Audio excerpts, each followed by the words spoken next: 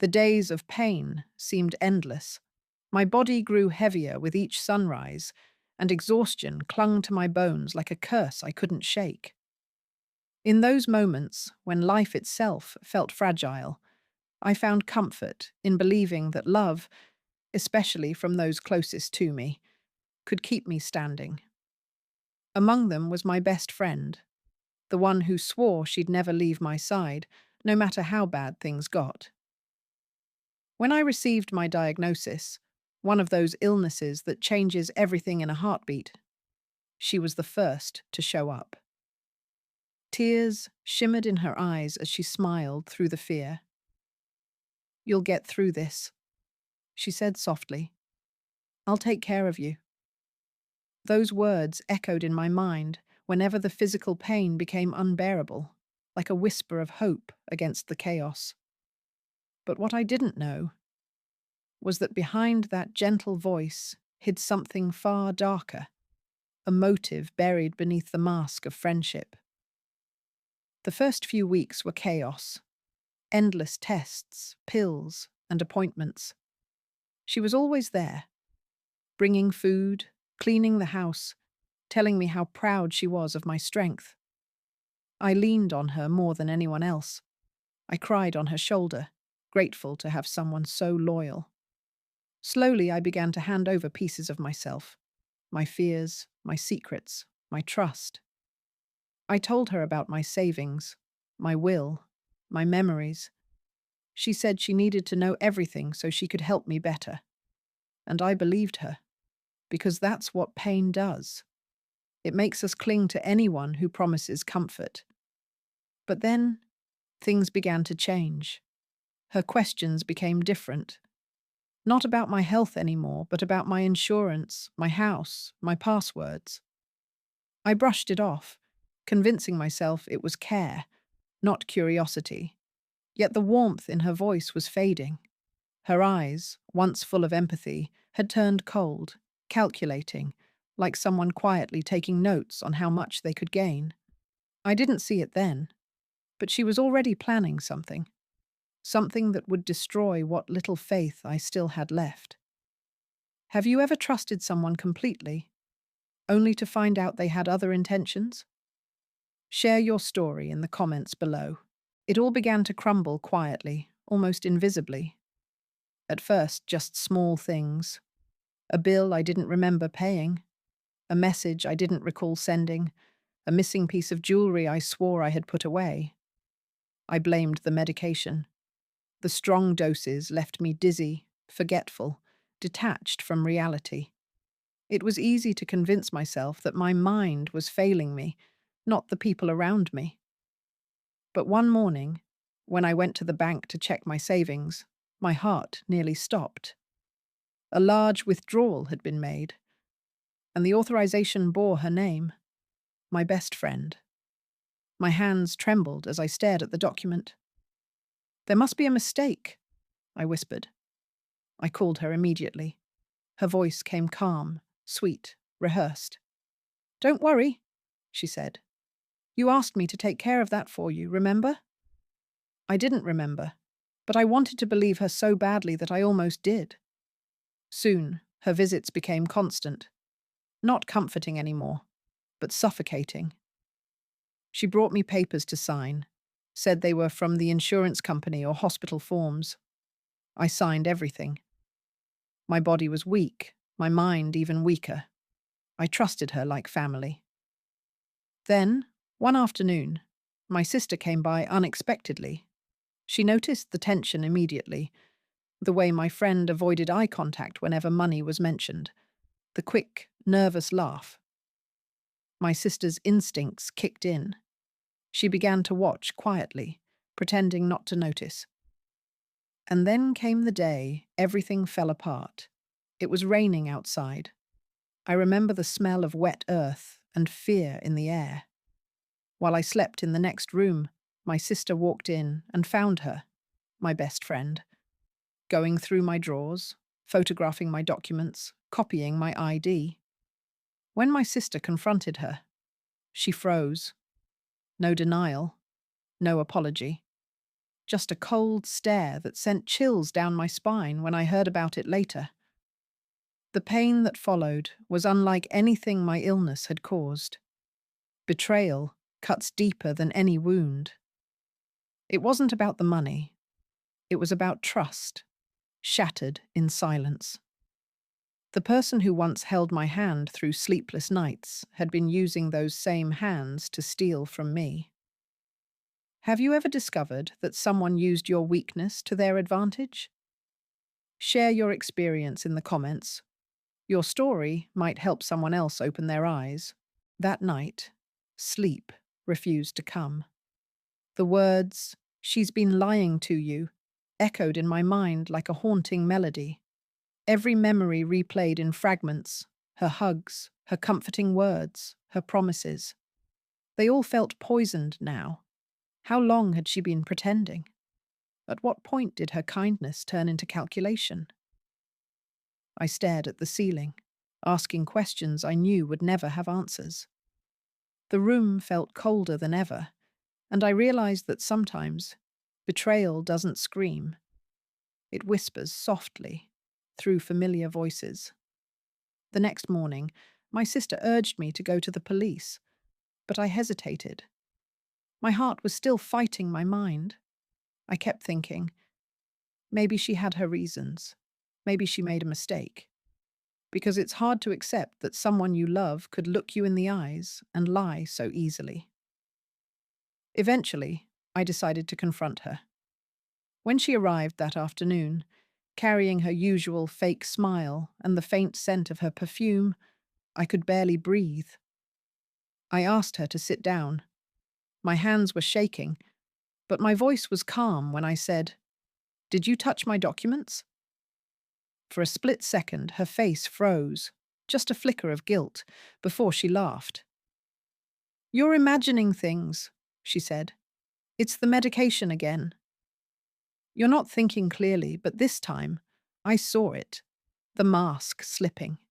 Her voice cracked, her smile faltered. She wasn't comforting me anymore, she was cornered. My sister, hidden nearby, recorded everything. Her denials, her contradictions, her fear.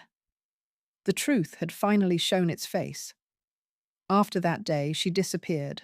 No more calls, no visits, no apologies. But her absence revealed something even worse: the mess she'd left behind. Unauthorized transactions, loans in my name, empty accounts. I spent weeks trying to repair the damage, and each discovery hurt more than the last. It wasn't just my finances that were ruined. It was my faith in people. The illness had weakened my body, but the betrayal nearly destroyed my soul. Still, somewhere inside, a spark refused to die. Maybe it was anger. Maybe it was survival. I promised myself that if I ever recovered, I would tell this story. Not for revenge, but to warn others about the wolves that wear the skin of angels. Have you ever faced the truth about someone you thought would never hurt you? Comment below. Your courage might give someone else the strength to confront their own truth. As the weeks went by, the truth began to unravel piece by piece. My sister took the recordings and the evidence to the police. What we discovered next was more horrifying than I could have imagined. I wasn't her only victim. There were others, elderly people, patients, lonely souls. She had done this before, many times. Her pattern was always the same. She appeared in moments of weakness, offered help, gained trust, and drained people's lives like a parasite. I sat there, listening to the officer read the reports, and my stomach turned. The woman I once called my best friend wasn't just a liar. She was a predator, someone who fed off other people's pain. When she was called in for questioning, she showed up looking composed, elegant even, like she was attending a meeting, not a trial. Surrounded by her lawyers, she denied everything. "She's confused," they said. "The medication affects her memory." I felt rage burning inside me, but I kept silent. Her voice was calm, her words sharp. And for a moment, I almost believed her again. That's how convincing she was. That's how dangerous. Some monsters don't hide under the bed. They sit beside you, smile at you, and call you friend. The days that followed were heavy. The house felt empty, haunted by memories of laughter that now sounded false. I tried to distract myself with small things, but the pain lingered. Some nights, I would catch myself wondering, what if I'd never found out? Would ignorance have been easier? Maybe. But then I'd think of all the others she had hurt, and I knew silence would only protect her. I couldn't let that happen. So I began to write. At first, it was just to release the anger, the confusion, the heartbreak. Page after page, I poured my soul into words. Soon, it wasn't just writing, it was healing. Each sentence felt like reclaiming a part of myself that she had tried to steal. The more I wrote, the stronger I became. I realized that justice isn't only found in courtrooms. Sometimes, it's in the act of surviving and speaking out. My story became my weapon, my shield, my way to remind myself, and others, that even in betrayal, there's rebirth. Would you have had the courage to expose someone who destroyed your trust? Share your thoughts in the comments. Someone out there might need your strength today. The trial was long, exhausting, and brutal. Every hearing felt like reopening a wound that refused to heal. Sitting in that courtroom, listening to her lawyers twist the truth, made my blood run cold. They painted me as unstable, confused, a woman whose illness had blurred her perception of reality. But I knew the truth. And deep down, so did she. I could see it in her eyes when they called my name to testify. She wouldn't look at me. Maybe for the first time, she felt the weight of what she had done. Still, there was no remorse, only fear. Not of guilt, but of losing control over the lies she had built. I took the stand, my voice trembling but steady enough to be heard. I told them everything. How she came into my life, how she pretended to care, how she slowly stripped away my trust. There were moments when my voice broke, but I didn't stop. Because I wasn't just speaking for myself anymore. I was speaking for everyone she had deceived. And when I looked around that courtroom, I saw them, other victims. An elderly woman clutching a photo of her husband, a man staring at the floor, ashamed of having believed her.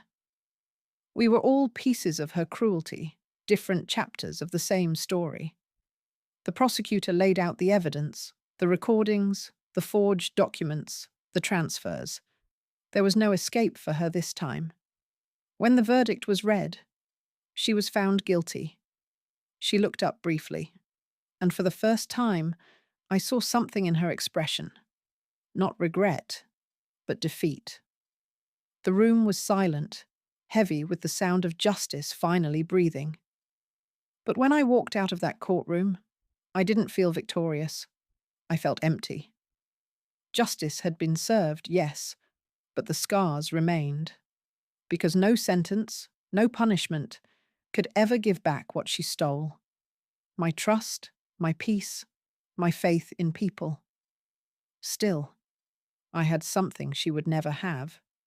Freedom.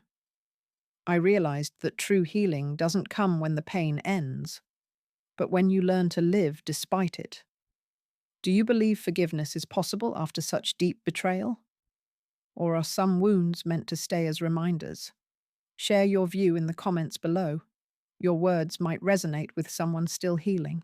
After the verdict, silence became my companion. The house that once echoed with laughter now whispered only memories. I'd wake up at night, heart racing, her voice still haunting my mind. You can trust me. It played like a cruel echo from another life. My illness had already taken so much from me, but what she took went deeper. She had stolen the peace that used to live inside me. I felt hollow, like a shell of the woman I once was. Even simple things, the smell of her perfume, a song we used to listen to, brought me back to that place of pain. But one morning, something unexpected arrived. A letter. It wasn't from her. It was from another victim. The handwriting trembled with pain, but the words carried strength. "Your courage gave me mine," it said. I cried when I read it, not from sadness this time, but from relief. For the first time in months, my tears felt cleansing, not suffocating. I realized then that maybe the purpose of my pain wasn't just to survive it, but to help others survive theirs. Slowly, I began to attend support groups. At first, I just listened. So many faces, each one carrying a different story, but all sharing the same wound: betrayal. And yet, in that room full of broken people, I felt something I hadn't in a long time: connection. We were healing together, one confession at a time. As days passed, I began to feel lighter. My steps steadied. The colours of life returned, quietly at first, like a dawn after a storm. I understood something I never had before. Forgiveness isn't about freeing the one who hurt you. It's about freeing yourself. Hate had kept me chained to her for too long. So one night, I whispered into the quiet, "I forgive you." Not because she deserved it, but because I did. And in that moment, something inside me finally let go. Have you ever learned to forgive someone who never said sorry? Share your thoughts in the comments. Someone out there might need your example of strength. Months passed, and slowly, life began to regain its color. My body was healing, yes, but more importantly, so was my soul. The doctors said my treatment was working, but I knew that something deeper had shifted inside me. Pain had built a new kind of strength, quiet, invisible, but unbreakable. I started walking in the park every afternoon, watching the sun dip below the trees. Each sunset felt like a reminder that even endings could be beautiful. My reflection in the pond no longer looked like a victim. It looked like a survivor. The scars were still there, but they had stopped hurting. They had become proof of what I had overcome. One day, during one of those walks, I saw a young woman sitting on a bench, crying. She looked lost, like she was carrying a weight too heavy for her heart. Something in her reminded me of myself. I sat beside her quietly. She told me, between sobs, that she'd been betrayed by a friend she trusted. I didn't interrupt her. I just listened. When she finished, I smiled softly and said, "You'll heal. It won't happen overnight. But one day you'll wake up and realize the pain doesn't control you anymore. You'll find your peace again. And when you do, you'll help someone else find theirs too." She looked at me in surprise, tears still falling, but she smiled. Just a little. That moment changed me. I realized that pain doesn't lose its meaning when it fades. It transforms into empathy. What once nearly destroyed me had now become my way to connect with others. I wasn't just healing. I was helping others heal. And maybe that's what all this was for, to turn my suffering into something that could light another person's darkness. Do you believe pain can make us better people? Or does it only leave scars? Share your answer in the comments. Your reflection might help someone see hope where they see only. As the months turned into seasons, I began to write again, not just to release the pain, but to give it meaning. Every word I put on paper felt like stitching another piece of my soul back together. I filled page after page with memories, tears, and lessons. The same hands that once trembled with weakness now moved with purpose.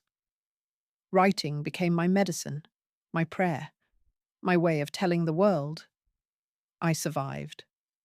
Sometimes I would stop mid-sentence and just breathe, realizing how far I had come from the woman who once couldn't even get out of bed without breaking down. I started sharing small parts of my story with others in support groups, and then in local community centers. At first, my voice shook, but every time someone looked at me with tears in their eyes and said, "That's my story too," I felt stronger. My pain no longer belonged to me alone. It had become a bridge connecting hearts that had been shattered in similar ways. That's when I understood something profound. When you turn your wounds into words, they lose their power to hurt you. They become tools for healing. One evening, after a small talk at a community event, an elderly woman approached me. Her eyes were red from crying, her hands trembling as she held mine. "I was going to give up," she whispered, "but after hearing you, I think I can try again." I felt tears rise to my own eyes as I hugged her. In that embrace, I finally understood. All the pain, all the betrayal, all the nights I thought would never end. They had led me here, to this moment, to giving hope where there was once despair. Now even the simplest things, a hot cup of tea, the sound of rain, the warmth of sunlight, feel sacred. The world didn't change. I did. I no longer hide my scars.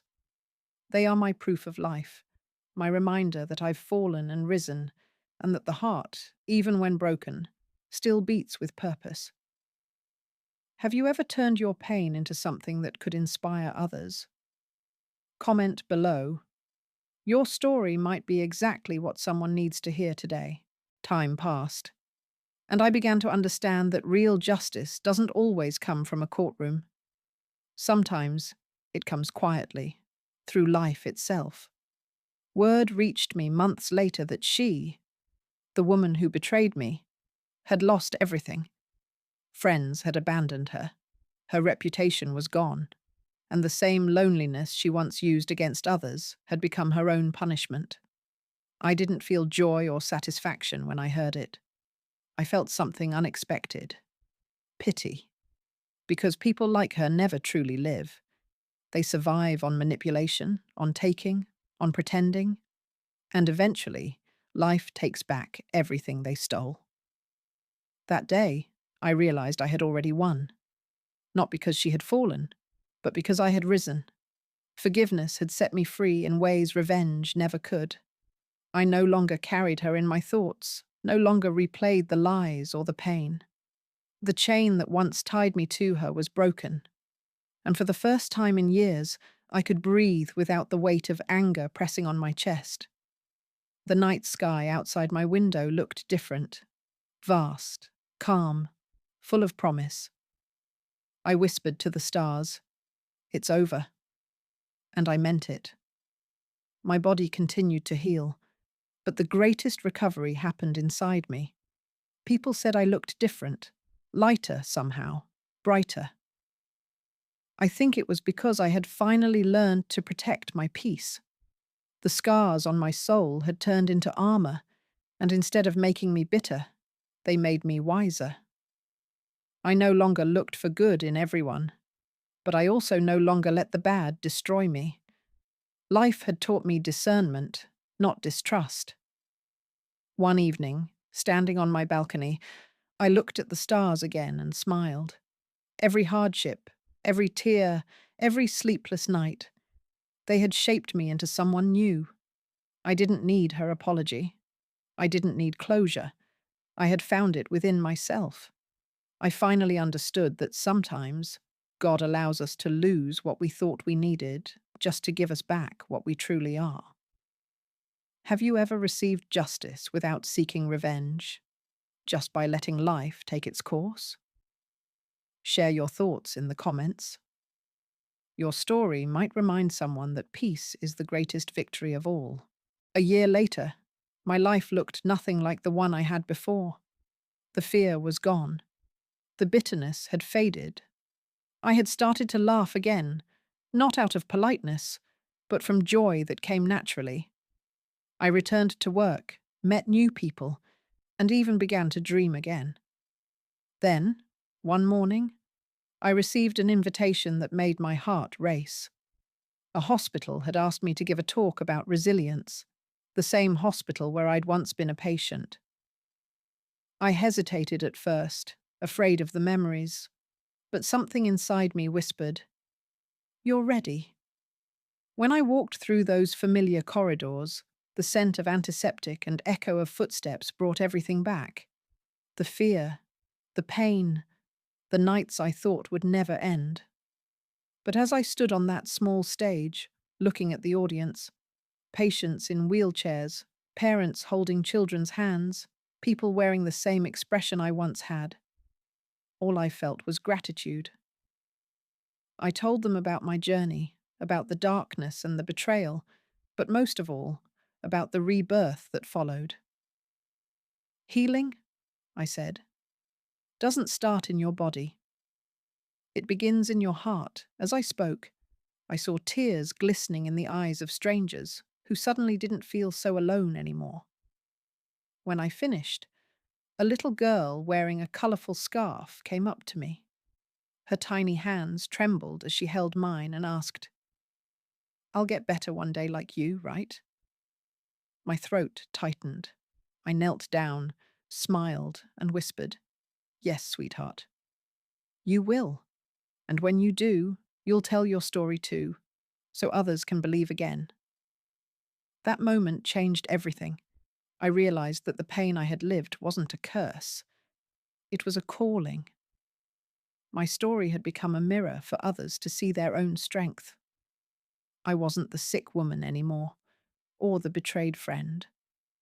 I was proof that no matter how deep the wound, healing is always possible. And in helping them, I finally healed myself. Have you ever turned your pain into purpose? Share your story in the comments. You might be the reason someone else doesn't give up. After that first talk, doors began to open in ways I never expected. I started receiving messages from people all over the country, some sick, others heartbroken, many simply lost, all thanking me for giving them hope. Each story they shared was a reflection of pain I once knew too well. Reading their words reminded me of those endless nights when I thought no one would ever understand what I was going through. Now, I was the one reminding others that they weren't alone. It felt like life had come full circle, that my suffering had been transformed into something sacred, something that could touch lives beyond my own. Soon, I was traveling to new cities, speaking at support groups, shelters, and community centers. In one of them, I met a group of women who had all been victims of emotional abuse and manipulation. The air in the room was thick with silence, the kind that hides pain too deep for words. I didn't stand at a podium that day. I sat with them, cross-legged on the floor, and simply spoke from my heart. I told them my story, the truth, raw and unfiltered. And when I finished, one of the women hugged me so tightly I could feel her shaking. "You don't know how much I needed to hear this," she whispered. That moment reminded me that healing isn't just about surviving what broke you. It's about helping others rebuild too. That night, as I sat alone in my hotel room, I looked at my reflection in the mirror. The woman staring back at me wasn't fragile anymore. Her eyes, once filled with fear, now carried peace. Her scars weren't ugly. They were evidence of victory. I realized that the world hadn't changed. I had. Pain hadn't made me bitter. It had made me brave. The betrayal that once defined me had now become my greatest source of strength. I no longer needed to hide from my past because I had turned it into my purpose. Do you believe our scars can become our greatest teachers? Share your thoughts below. Your words might help someone else find meaning in their own pain. As time went on, I began to see that every wound leaves a trace. But it also plants a seed. What once felt like an ending had quietly become a beginning. My pain had transformed into empathy, and my voice had become a tool for change. I was invited to speak at schools, hospitals, and social projects, meeting people who were still trapped in the same darkness I had escaped.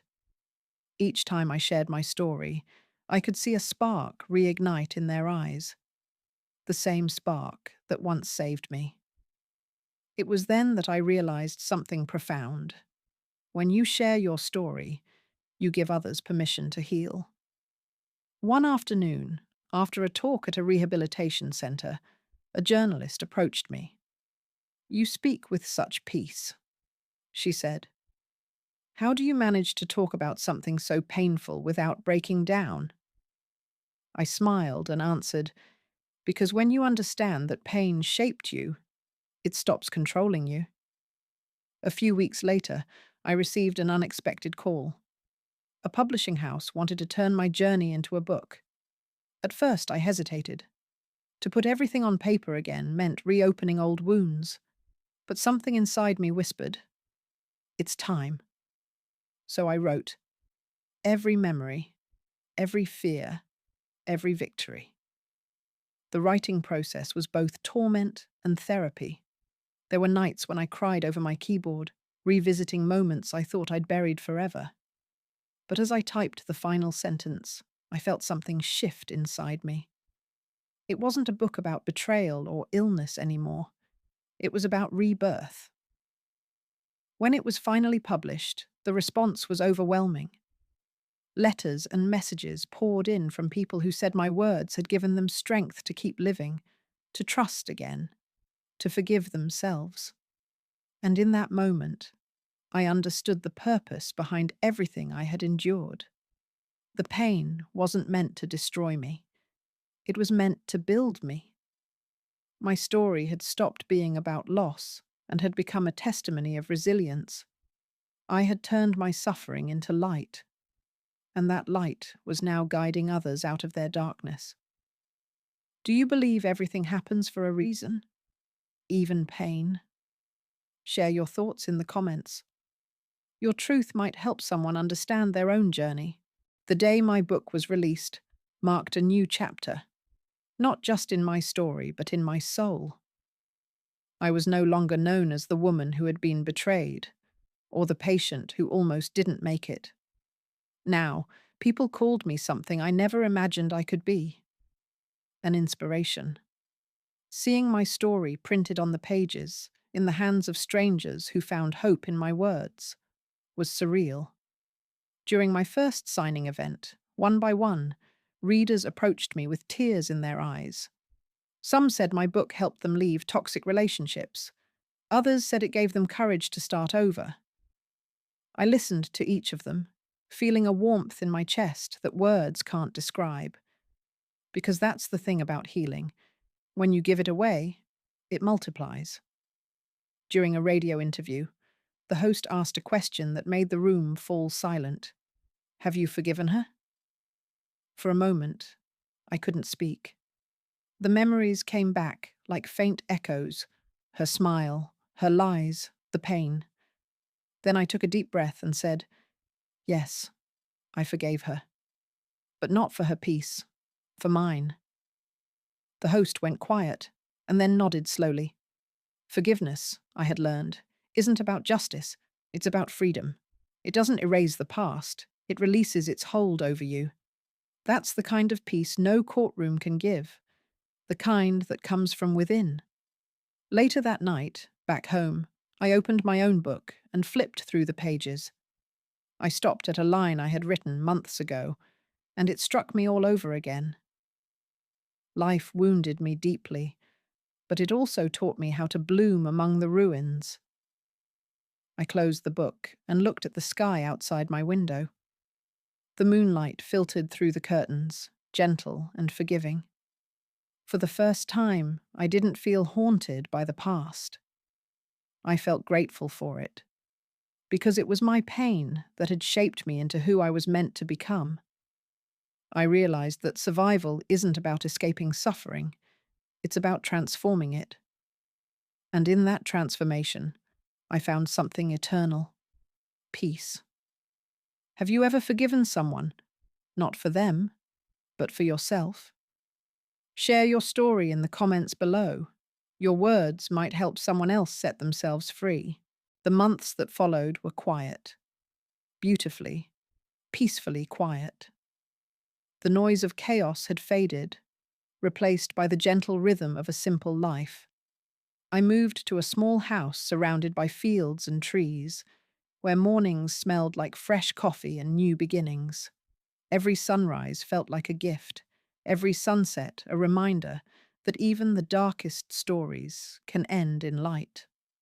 I'd sit on the porch with a blanket around my shoulders, listening to the birds sing as the first rays of sun touched my face.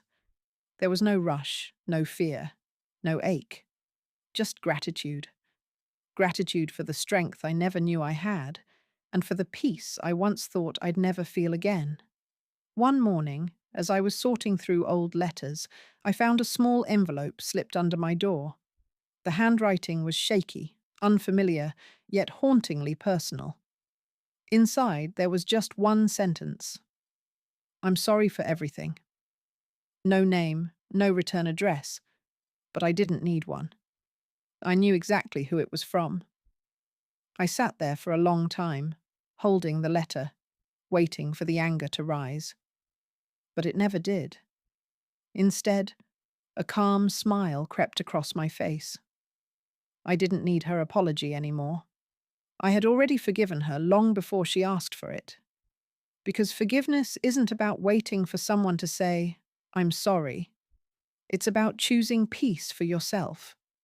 I folded the letter carefully and placed it inside my book, not as a reminder of pain, but as a symbol of closure.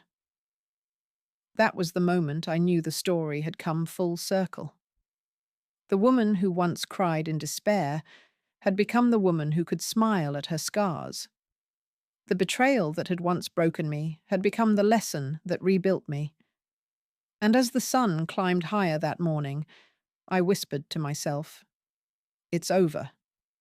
And for the first time, it truly was. If the person who hurt you asked for forgiveness, would you accept it? Share your thoughts below. Your answer might help someone else find peace. Now, when I look back, I can finally see the whole picture. Every tear, every sleepless night, every moment I thought was the end was, in truth, a beginning. The woman I am today was built from the ashes of who I used to be. I no longer carry bitterness. Instead, I carry lessons. Pain taught me boundaries. Betrayal taught me clarity. Healing taught me strength. I've learned that sometimes the universe breaks you just enough to rebuild you stronger, not to punish, but to prepare you for what's coming next. My life today is quiet, but full. I still write, still speak to others, still open my heart to those who need to hear that survival is possible. The same hands that once trembled with fear now hold coffee in the morning with peace. The same eyes that once searched for answers in the darkness now see beauty in the smallest things. A ray of sunlight, a child's laughter, a soft breeze after the rain. I'm not the same, and I'm grateful for that. Because to be the same after everything I've lived would mean I learned nothing. Sometimes, at dusk, I step outside and watch the horizon turn gold and red. I press my hands over my heart and thank life, not for being easy, but for being real. The pain didn't destroy me. It revealed me. It stripped away the illusion of control and left only truth. That love, forgiveness, and resilience are the pillars of a soul that refuses to give up. And if my story has reached even one person who needed to hear it, then everything, the sickness, the betrayal, the tears, it all had a purpose. Because that's what life is. Falling, learning, forgiving, and rising again. What have your hardest moments taught you? Leave your lesson in the comments. It might be the light someone needs tonight.